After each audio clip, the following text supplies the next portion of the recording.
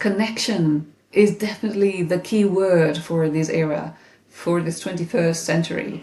Connection, connecting with people, hearing from each other, learning from each other. That's where innovation comes from collaboration. An enormous welcome to season 2 of the Power Talks. Thank you so much for being here. From my heart, I'm really grateful that you pressed play today. You're very, very welcome here. So this podcast is dedicated to amplifying the voices of female leaders who speak English as their second, third, fourth, fifth language.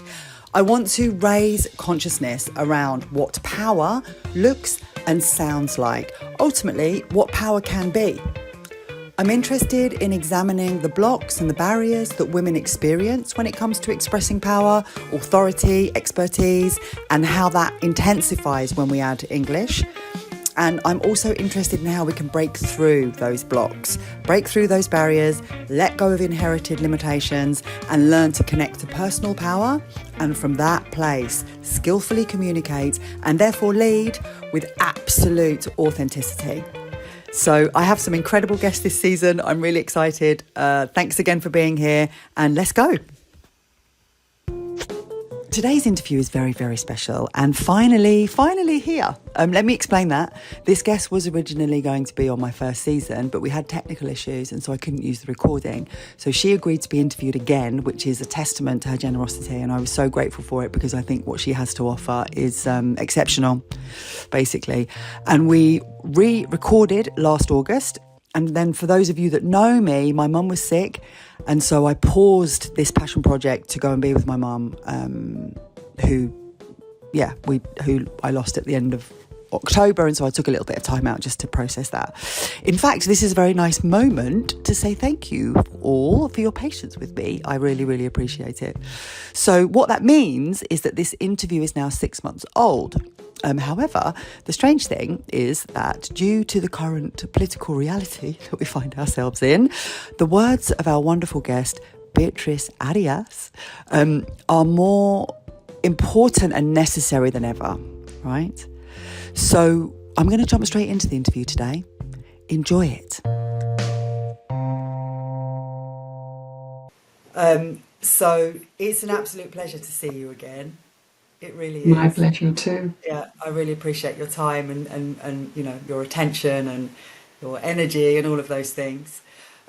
So do you want to just tell my listeners what it is that you are working on right now so that it's in your own words? Would you like to do that? That's an interesting question to me today, because actually this year has meant a whole 180 degrees change for me. And let me tell you in a couple of minutes how or why. You know, because I'm an engineer and I have over 2 decades of experience in the telecommunications industry. And today I'm doing something very much related to it, but slightly different. I've been having executive roles at both European and global levels. And that has allowed me to have the privilege of leading large-scale operations, drive strategic initiatives, and navigate very complex business environments. And by complex, I mean both in terms of market, business, and cultural complexity from gender diversity point of view. And my journey in this industry has allowed me to develop a deep understanding of the market dynamics, the evolving technological landscape. But I also held a very special interest in the combination of technology and humanism.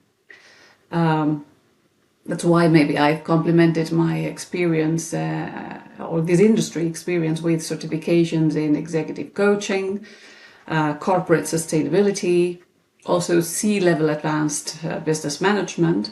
Those were equipping me with the tools to support and guide other leaders in navigating their own challenges.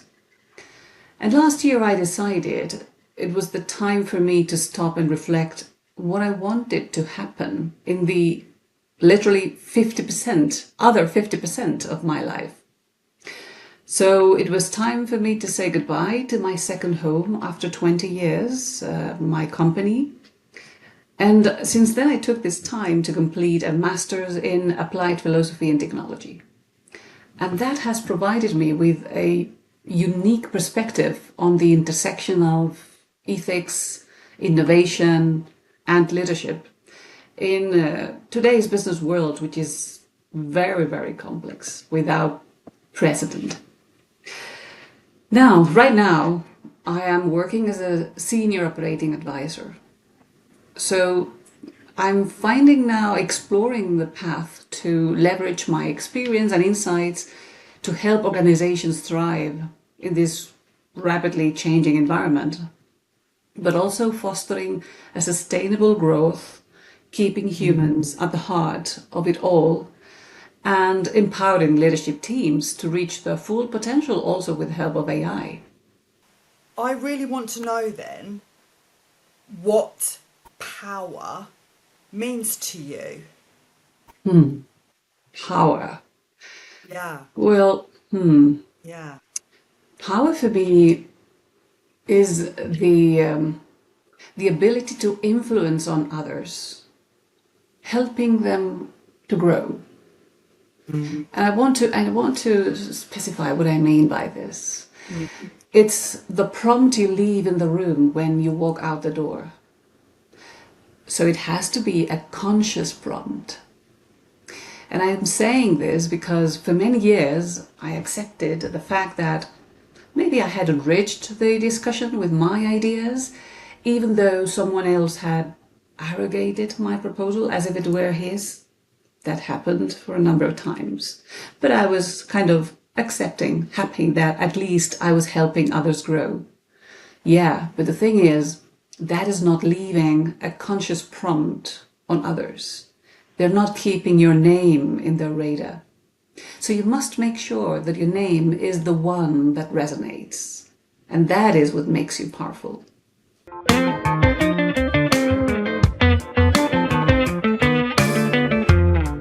Because of my past, my professional past, I've worked a lot with people who speak English, female leaders who speak English as their second language. They work in an international contexts. And I'm really intrigued by the barriers that women face when it comes to accessing power, when it comes to expressing their full authentic selves, communicating with influence. And I want to think about when it comes to using English as a second language. For you personally, you've worked a lot in international contexts. You've worked a lot in male contexts, which we'll come back to. But just for now, having English as your second language, when you've been in an international environment, how has it impacted on the way that you communicate? How has it affected the way that you communicate? Well, if you ask me personally, maybe I'm a bit of a weird case because probably I felt more powerful when I spoke in English at meetings than when I had to run the meeting in Spanish. Probably it has to do also with practice because throughout these 20 years I had to do that for maybe 99% of the time. Okay. So I was literally speaking more English hours at the end of the day than Spanish. That made a difference. So definitely practicing makes a lot of difference. I also kind of hold English as my second mother language. I was born in Australia, and even though I was coming to Spain when I was 2-3 years old, which by the way meant I forgot all the vocabulary, the few words I had learned until I started my English lessons some years later. But I tend to think that that allowed me to keep the memories of the sounds, pronunciation, and that makes you feel more secure, more sure when speaking in that language, when you kind of sound as if you were a native. I think that's an interesting detail when you put your effort in trying to replicate the music that each language has. No? So me personally, maybe I'm a bit of a strange case there because, as I said, talking in English made me feel more sure of myself. language is a general barrier, I would say, to cope with when it's not your mother language, your mother tongue. And that works equally for men and women, I would say.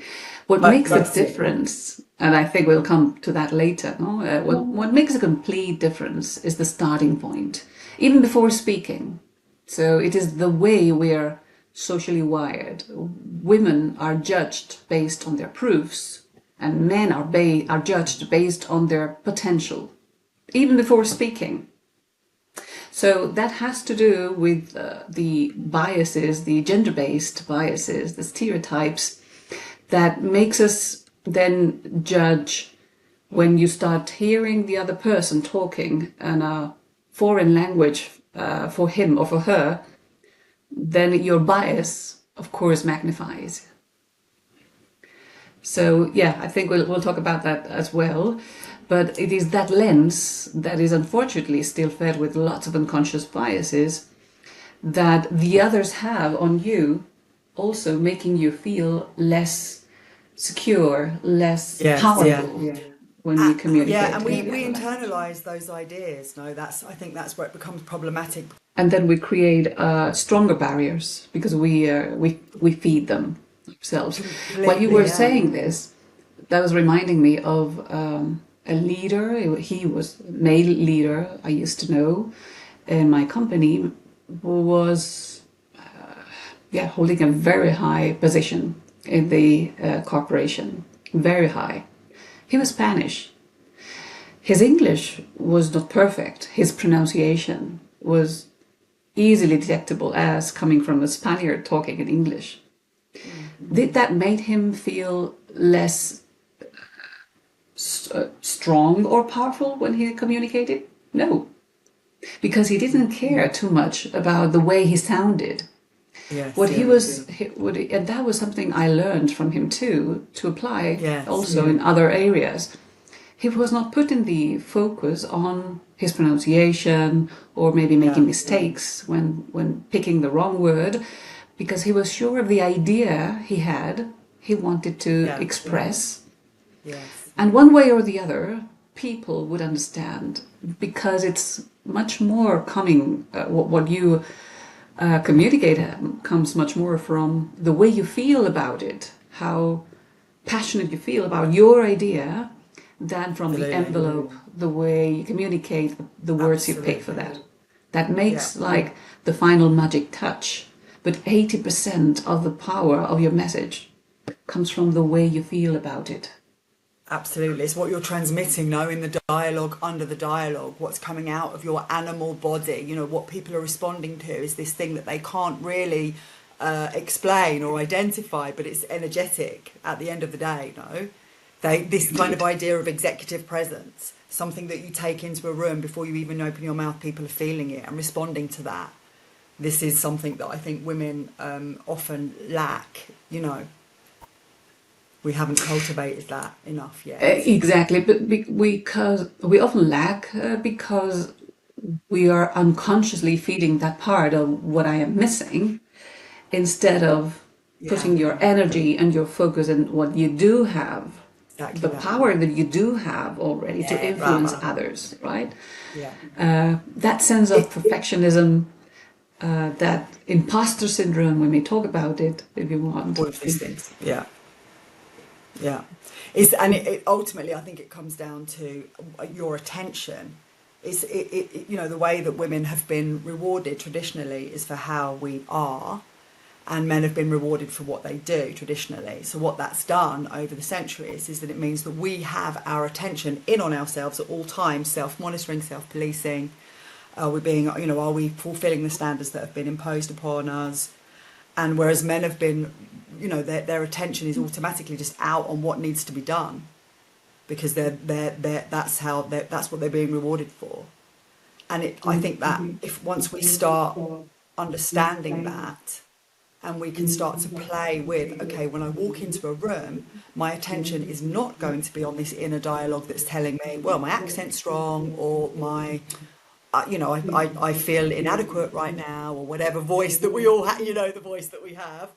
And if we can train, it's not about stopping that, don't believe you can, but you can train your attention onto something else so that this doesn't interfere with what's happening. This doesn't interfere with your interactions. It doesn't interfere with your message, your Exactly. point, your content, your vision, your mission, Exactly. But it goes both ways. Huh? When I speak about the imposter phenomenon in my talks, I also invite people to, because people often come and ask me, okay, so how can you overcome that feeling so that it disappears?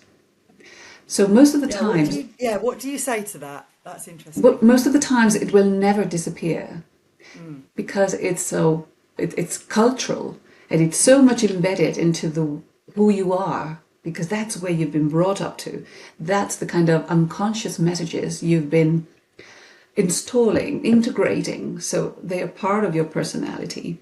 That it's hard, not to say mission impossible, to get rid of that. But what you can definitely do is keep turning on the light of consciousness. The moment you detect that voice, that little voice is talking again. Hey, I'm not good enough. Hey, I did not pick the right word here. They might confuse my message. I'm not as powerful as I thought I should be. So the moment you get trapped into that dialogue, because it's an unconscious dialogue, you turn on the light. Hey, this is the inner voice. So saying thank you to the voice, because in the end, it's kind of keeping you alert.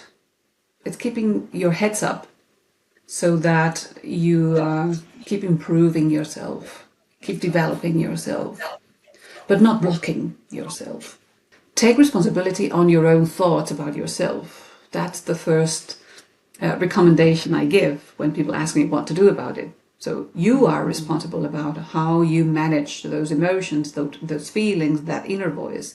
Do you let the voice control yourself, or do you try to control? Do you work to control the voice?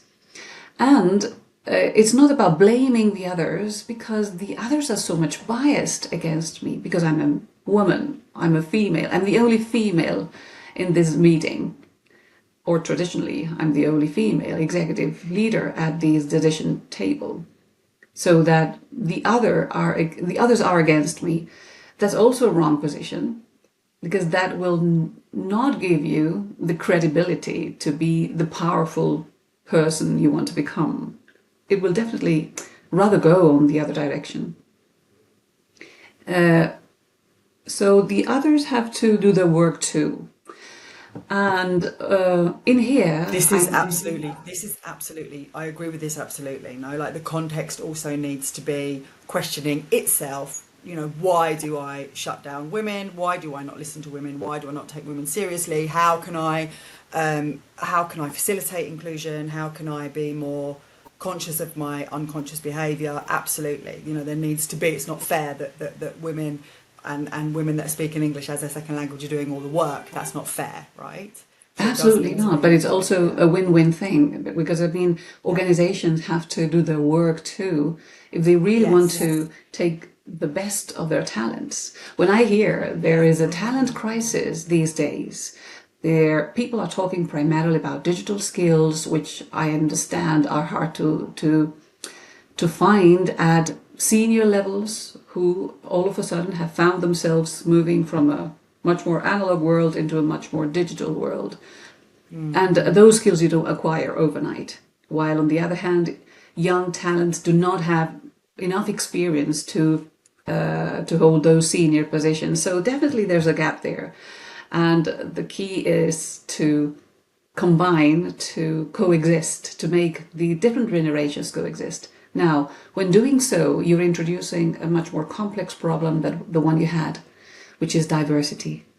And coming back to the gender specific diversity we are talking here, when women are judged, when women receive their performance evaluation, you were mentioning that before, they keep on being judged based on what they are. They keep on being then coached on what they are, on who they are, and not on what they do. And most of the times, leaders and organizations are not aware of how harmful that goodwill in helping talent develop might be. Because the efforts, the initiatives are rather formatted in the shape of, hey, little girl, of course I'm exaggerating a little bit, but it's like, hey, little girl, you can do it. You need to raise your Yeah. self-esteem. And women do not have any problem with their self-esteem or their self-confidence. It's the outer message they receive on how confident they are, whether rewards it or penalizes it. Yeah. And it's just all reinforcing, no? Reinforcing narratives that we're trying to break everybody out of, no? It's just reinforcing it all.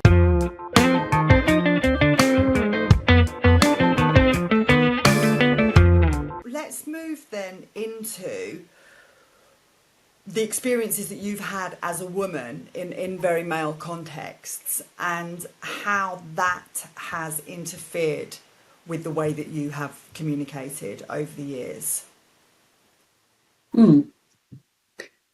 I have to confess, this is what I also do when I speak about this. I made the very same mistake that most female executives do when they start their career, their professional career. When you enter into a male dominant environment, you don't have other references than those. The leadership style that is around you seems to be quite homogeneous, right?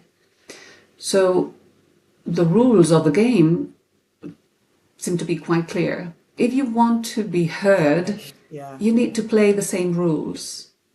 Then you end up behaving as one of them.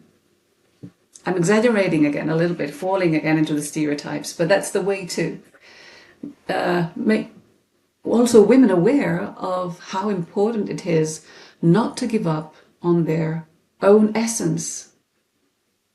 Because yes, we're different. Men and women are different. Most of it because of the way we are brought up.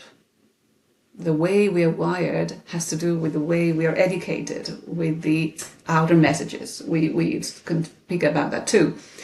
But in the end, sometimes we are giving up on our capability to feel emotions, to feel vulnerable, to show empathy, because those traits are typically treated as weaknesses. And weakness has been for a long time quite banned in the leadership world, right?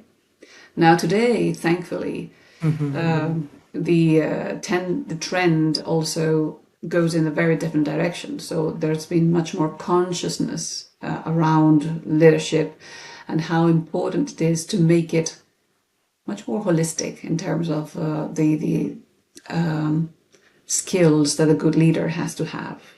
And those involve emotional skills more than ever before. Because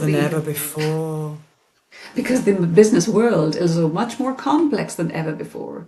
So those emotional skills are crucial to be able to manage the challenges we face today. Interrelational, you were talking before about that, we need to be able to be skill sharing, right? So having the expertise of older leaders combined with the technological knowledge of younger leaders, and that interrelational, right? How do we come together and share, collaborate, work in a cohesive way? This is all about having empathy for each other, understanding each other, right? Making space for each other, listening to each other, respecting, valuing, all of these kind of traits that have been associated with women generally, like kind of stereotypically, and haven't really they've not been very welcome in the business world. Because it's about being able to say, I don't know, and being comfortable with that, being comfortable with that. and they've not been, Exactly. you know, the business world hasn't been allowed to do that. Like the men of the profile that we're talking about, right? That kind of, it's antiquated now, but I think it's still prevalent. But it's this thing of they have to know. There's this omnipotent, right? We need to know everything. We need to be directive. We need to be in control. We need to, and all of these things now are, they're just not helpful in the context that we're finding ourselves in, because everything is just changing so quickly, and it's frightening, right? Like, it's And frightening. it also has a very high emotional cost for them. Yes, The yes, fact yes. that you can never ever recognize I don't know, that you feel you should never ever recognize I don't know, because as a leader I should know everything, puts you in a very difficult position. Highly stressful. And very Yes. unrealistic on the other hand, because that is not showing your true self. And what Yeah, makes employees follow you is authenticity. yeah, When you show your true self by acknowledging, I don't know. The difference is you can say, I don't know yet, but let's work together to find it. To find exactly. out I how to don't know, do but I it. trust. Exactly, like, I don't know, but I trust myself to work it out, and I trust that I will trust you enough to do the bits that I don't understand. It's all of that, right? But that Exactly. involves, it involves like a deep trust in yourself, definitely, and then being able to trust others. It's And that's also having to do with what you understand as a good leader, the concept of leadership. So, coming back to your question, that was the initial concept of leadership I understood as well. That's what I thought a yeah, good leader should do, because those were the references I had, the strong ones I had around me. yeah, yeah, But gradually, you tend to suffer from some weird situations when you acknowledge, hey, this is not right. This is not making me feel better, or this is not making my team feel good about the way we interact. yeah, So, in the end, as we were talking, leadership, or what a good makes a good leader, is not that old concept of the one who masters everything and knows everything, because that doesn't exist, to be clear, but the one who rather knows how to get surrounded by the best experts. So that then empowers the team, your team, because you are very much aware that you are not the best expert into each and every single piece of the whole world, the whole work you have to, the whole area you have to manage, right? That's why you need to be able, you must be skilled enough to find the best one for each area of expertise, right? And those will follow you if they also understand you are valuing them, because you listen to them. That's why you pick them, because they were the best experts, no? Even knowing more than you. But that is also meaning you are allowing yourself, you'd better do, being advised by them, being advised by your team. Then definitely the final decision is yours. The weight of the decision or failure, mistake, is yours as a leader. That is the true cost of leadership. And then what do you do with failure? How do you manage mistakes? You first have to do that work for yourself before having a team. Before you become a manager, you need to work on your own on how do you manage failure. When you fail, what do yeah, you do about it? yeah, The yeah. emotions about it, no? How do you make it as a strong learning out of it?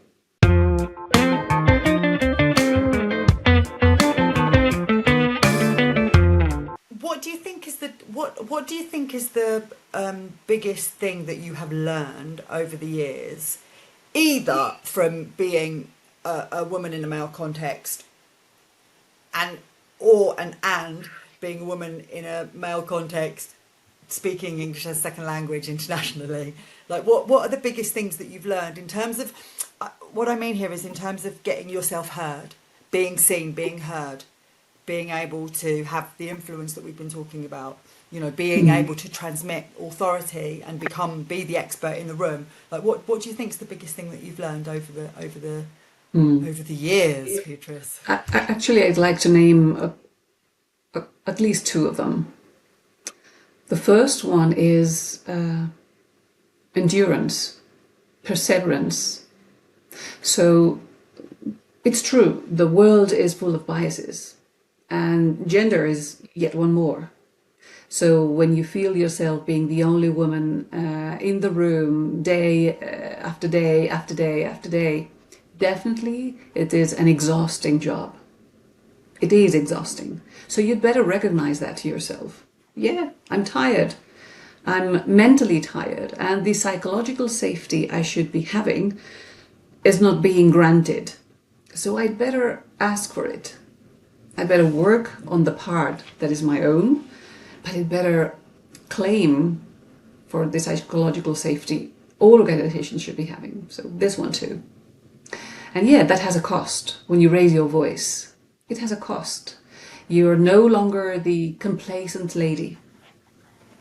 You are all of a sudden become even maybe the conflicting one, simply because you raised your voice, asking for the psychological safety that organizations should have. So you have to be aware that endurance and perseverance here has a cost, an emotional cost too. But still, my learning was it pays off. At the end of the day, it pays off. So not fighting, because I wouldn't like to express this as a fight. The same. I don't like that either. I don't like that. It's not the right word. It's keep working for yourself for your own actualization, for your self-fulfillment. Keep working on that. Yeah, don't give up. Beatrice. Yeah, stay connected to it. No, like it's having that relationship with yourself. You're talking before about self-leadership and knowing yourself, knowing what it is that's important to you, and connecting to it, staying connected to it, and bringing it into your life. So, as you said, with the people around you, personally, but also professionally, take it out into the world that you have around you. Yeah. And the other big learning, quite related to that one, is practice saying no. Oh, yes. You can have a round of applause for that one. Practice saying no. Because as women, again, we've been brought up to say yes, to accommodate everyone, to make everyone feel comfortable.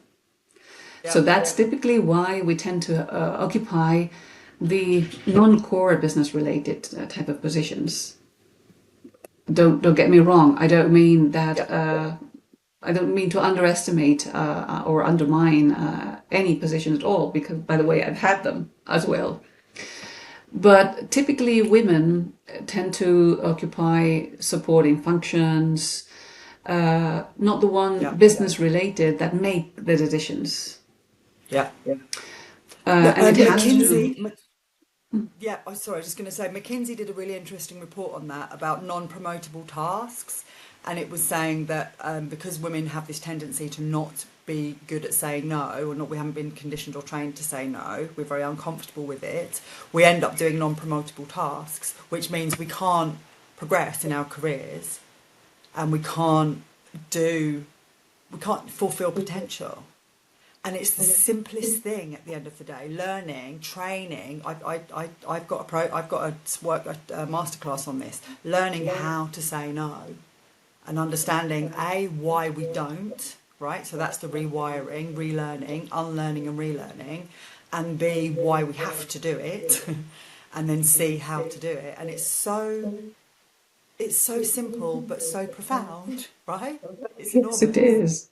It makes a whole lot of difference. Just two letters, and it's like a poison apple. When you don't say no, you get fed with so many, as I said, non-promotable tasks.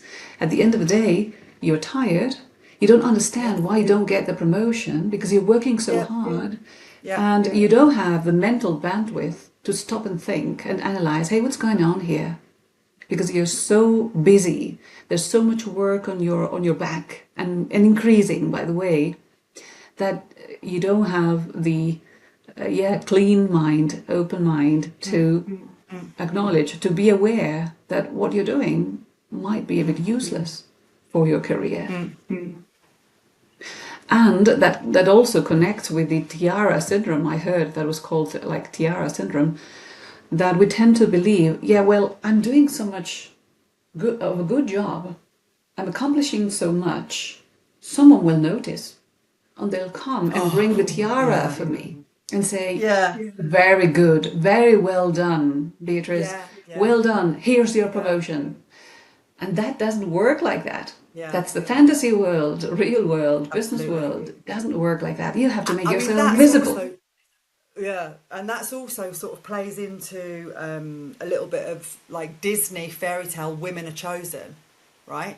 Like in a romantic sense, we're chosen. You know, we're just sitting here waiting to be chosen by the prince, and it's oh God, I hate it. I really hate it because it kind of plays it plays with a woman's self-esteem, right? Because we believe that, oh, I need to be chosen, which is just nonsense. And B, it means that we're not active in our decisions. Sometimes, we're passive, like we're passive participants in our lives, and we need to be really active. Don't wait for somebody to go, oh, it's you. No, make it you. Make it be you. Yeah. Also because we feel less comfortable with that, right? It's an uncomfortable task for us to promote ourselves, because we tend to think it's bragging instead of thinking, well, I'm just listing the objective number of achievements. Put it in numbers, just quantify them, just list them. And the other thing I think, Beatrice, for me, that this taps into is that we are not comfortable. If you start having desires, I want this, I want that position, I want this job, I want to have this kind of influence, I want. But people, like, society is just not comfortable with female desire. Ultimately, like, they're just not. Women aren't supposed to want things. We're not supposed to want things. We're supposed to be, demure and just happy with what we've got, happy with what we've been given. One of the most radical acts that a woman can do is want. Absolutely. And connecting back to my first learning I was mentioning before, you have to be aware that doing so has a price, as I said, and it is you become a bit less likable to some people. You become less likable. Let me tell you an anecdote actually I had like 4 years ago, when I had to hire someone in my team because I was lacking that profile. So in the end, we had a short list of 2 women. They were the best ones out of the interviews we had had. These were all internal interviews. So we had these 2 ladies. They were young, who showed strong in the knowledge and the skills we were looking for. So when we had this final decision meeting, the HR lady who was helping us with the selection, another colleague of mine who was also going to work with the person that would be in my team, but also working with his team, we were the 3 of us talking and deciding. It was difficult because both of them were really strong candidates. And when I heard the HR lady saying about this one, who for me was in the first position as a candidate, I think maybe she showed too strong when she spoke about what she wanted. And I wonder, if you give her a task, if you assign her a task that she doesn't like, will she actually accept it? Will she perform it in the right way? And I was like astonished. How could I hear those words, also coming from another lady, by the way, and from HR, but okay, we're all biased. So I'm not anyone to blame the others. But I thought, hey, this is it. This is where women are penalized when they show assertive. when they show what they want, they are less I'm sure they likable. want something. So what I told her Yeah. was, well, I wonder if we would be having that conversation if she was a he. Okay, so we passed to another question. No needed to discuss about it, right? So it's very important that we educate ourselves also in that critical eagle eye. You know, Yeah. when we have Yeah. certain thoughts or performance evaluation about someone, let's also be aware of our own biases. Would I be judging this or these premises if this lady was a man, if this woman would be a man? Would I be thinking the same? You know, same environment, same performance, same behavior. Would I be judging it in the same way? Very, yeah, very true. This is where we need to go, I think, like just kind of bringing to the surface all of our unconscious biases because we all have them. You've said it. We all have it. We all act sometimes in a way. I catch myself sometimes where I have a thought and I'm like, whoa, hang on a minute. That's not my thought, right? That's been implanted. That's been embedded. I'm not listening to that one. I don't want to act on that one because it's not mine. And this is where we are, like having to, all of us, collectively work on this unconscious, the stuff that's like lying in, that's been lying in our brains for however long. Yeah. And that's our responsibility. So we have the Yeah. individual responsibility too. It's not about institutions or HR to, design a huge campaign for cultural change. Yeah, those are programs that definitely help, initiatives that definitely help, but those are only frames.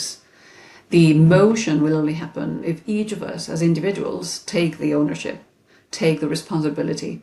Yeah, that's not what I should be doing. And that's why it's so difficult to be done, because no one likes to be, like pointed out. No? Hey, that's not what you should be saying. That's a biased thought. No one likes that. Sure. It's uncomfortable. It involves discomfort. If I catch myself thinking a thought that I know isn't mine, it makes me feel horrible. And you have to be able to confront it. We have to be able to confront it, be a little bit comfortable with that discomfort if we genuinely want to make and implement change when it comes to parity, particularly, or diversity. We have to be ready to be uncomfortable and to be okay with it. Absolutely. And again, that is about self-leadership. Yeah, exactly.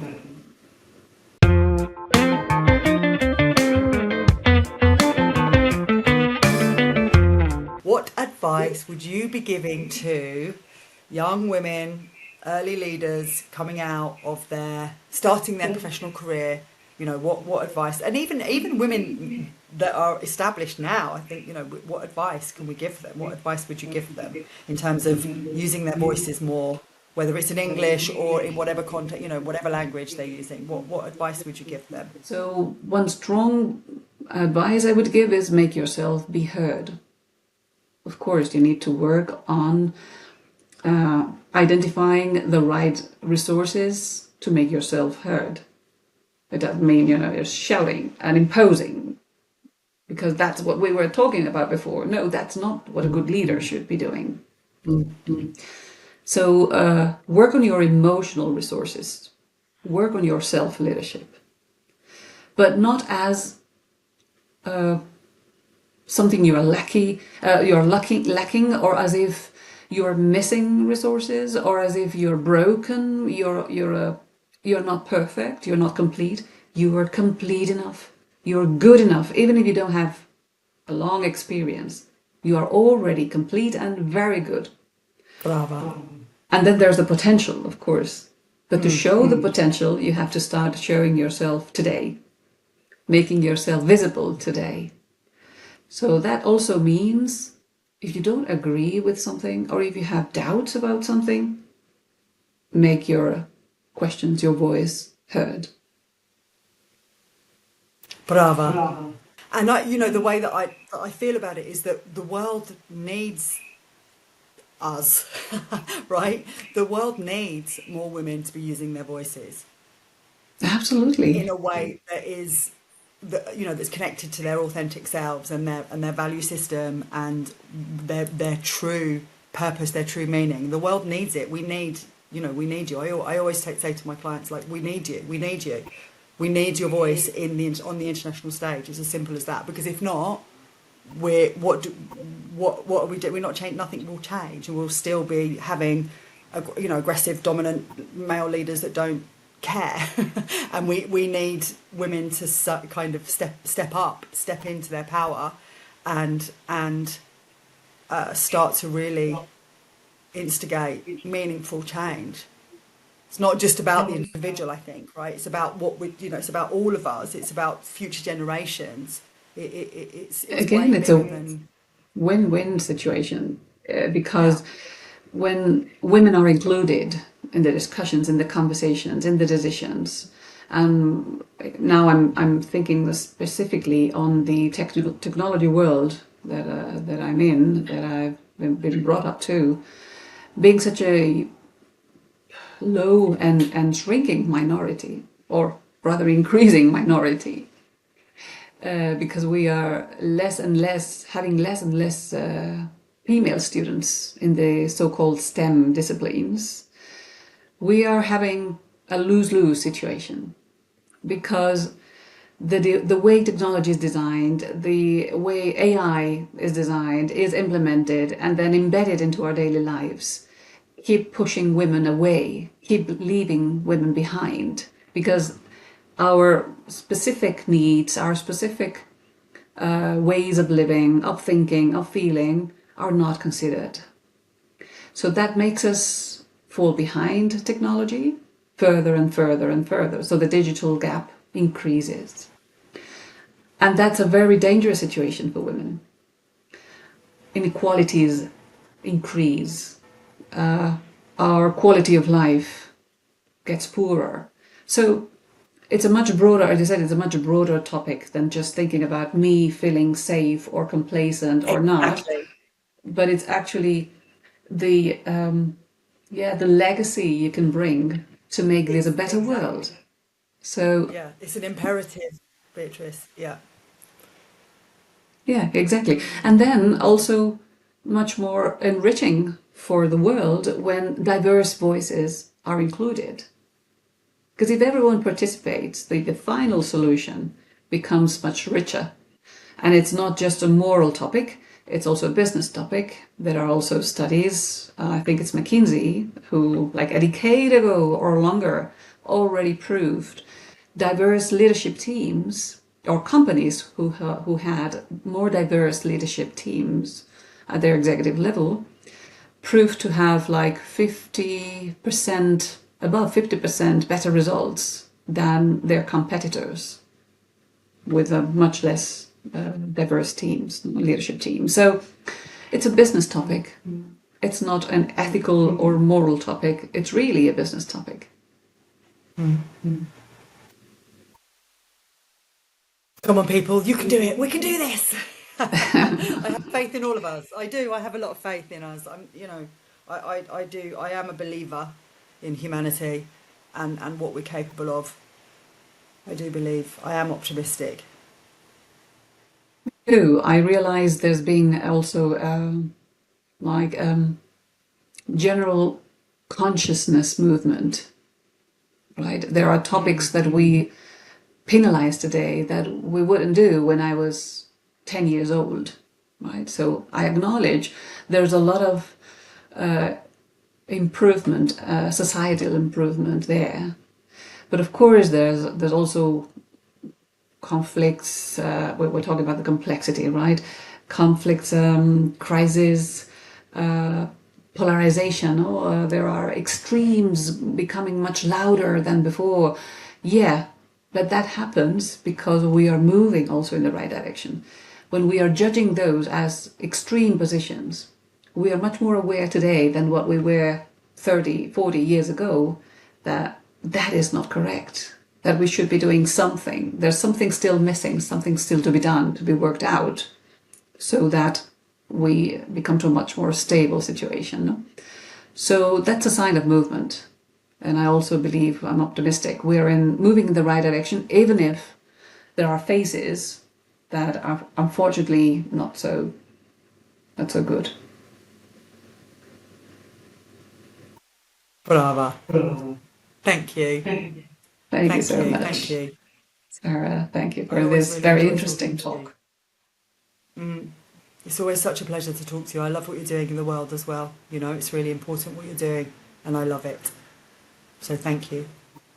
Thank you very much. Also, thank you and congratulations for this space, this impact you are leaving. This is your legacy, right? Giving space to other voices to be heard, because connection is definitely the key word for this era, for this 21st century.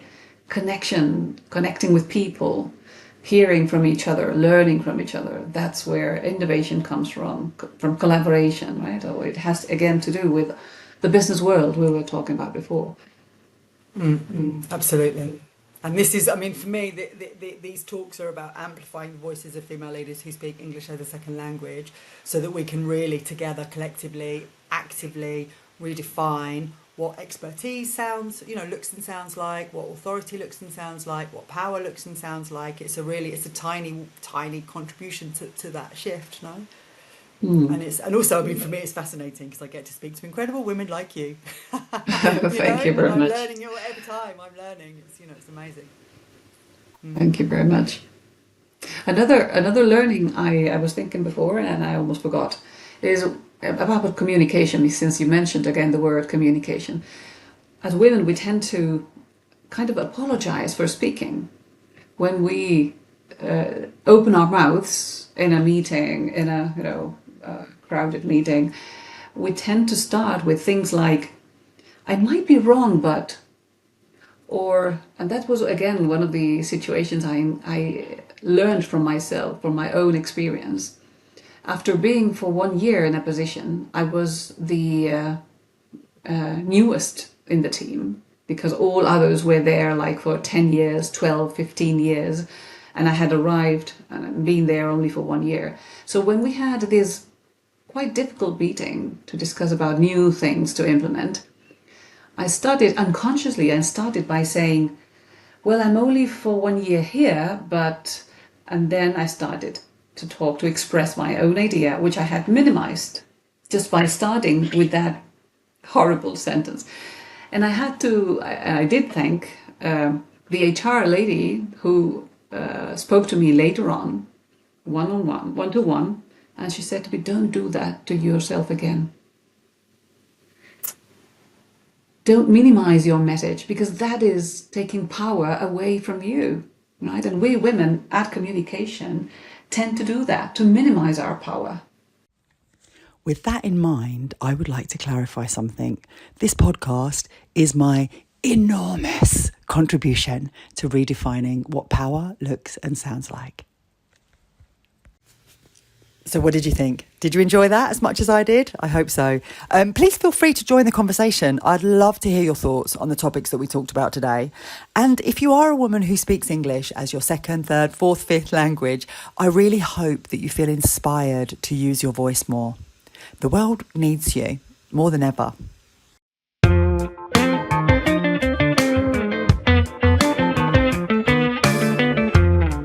I would like to say an enormous thank you. Thank you to you for listening, and thank you to my guests who are always so generous, sharing their time and their experiences with us. I really, really appreciate all of you. I am on a mission to amplify the voices of women who speak English as their second, third, or fourth, fifth language. For me, this project and all of my work really is about actively and intentionally redefining what power looks and sounds like, what power can be. I want to contribute to normalising hearing, power, expertise, authority in the voices of women particularly who speak English as their second, third, fourth, fifth language. If this is something that you would like to support, please like and subscribe. Share this podcast with your network. All of these little actions help to get visibility to the project. Also, feel free to contact me if you or the women in your organisation would benefit from power training, communication training in English. I am here to be of service. A link to my website is somewhere around. It's sarahjane.life. Okay, I hope to see you for the next episode. In the meantime, have a powerful few weeks.